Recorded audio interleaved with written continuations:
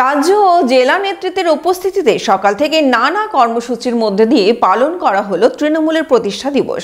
জেলা তৃণমূল কার্যালয়ে রক্তদান থেকে একাধিক অনুষ্ঠানের মধ্য দিয়ে পালিত হলো দিনটি। বহরমপুরে সকাল থেকে একাধিক কর্মসূচির মধ্য দিয়ে ২৭তম প্রতিষ্ঠা দিবস পালন করল জেলা তৃণমূল নেতৃত্ব। সোমবার সকালে বহরমপুর মুর্শিদাবাদ সাংগঠনিক জেলা তৃণমূলের পক্ষ থেকে জেলা তৃণমূল কার্যালয়ে পতাকা উত্তোলন করা হয়।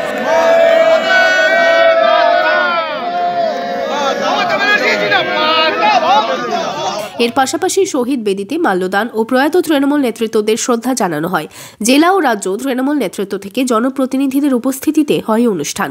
সাংগঠনিক জেলা জুড়ে চলে নানা কর্মসূচি। আমরা বহরমপুর মুর্শিদাবাদ সাংগঠনিক জেলার ২৭তম প্রতিষ্ঠা দিবস তৃণমূল কংগ্রেসের মামাটি মানুষের যে দল, সেই দলের একজন কর্মী বলুন, সভাপতি বলুন, চেয়ারম্যান বলুন, বিধায়ক বলুন, এমপি বলুন, নির্বাচিত প্রতিনিধি বলুন, বুথ সভাপতি থেকে শুরু করে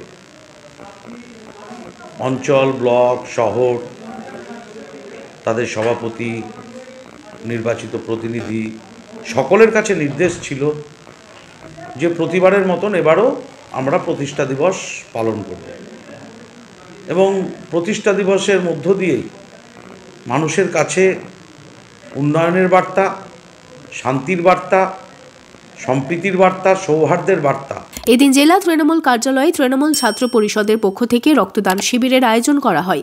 এই শিবিরে বহু যুবক যুবতী রক্তদান করেন। আমরা ছাত্ররা মিলে আমরা রক্তদান শিবির প্রতিটা ব্লকে ব্লকে করছি এবং আগামী দিনে কলেজে কলেজে করব, টাউনে করব, যেন রক্ত যে সংকট, সেই সংকটটা যেন আমরা ছাত্রদেরকে দিয়ে আমরা মেটাতে পারি এবং মা বোনেদের যেভাবে অসুস্থ হয়ে রক্তর ক্রাইসিস, সেই ক্রাইসিসগুলো আমরা যতটা সম্ভব আমরা পূরণ করার চেষ্টা করব, যেন রক্তর অভাবে কখনো কারো প্রাণ না যায়। এদিন প্রতিষ্ঠা দিবসের অনুষ্ঠানে জেলা তৃণমূল পার্টি অফিসে তৃণমূল ছাত্র পরিষদের ব্যান্ডের উদ্বোধন করেন জেলা তৃণমূল নেতৃত্ব।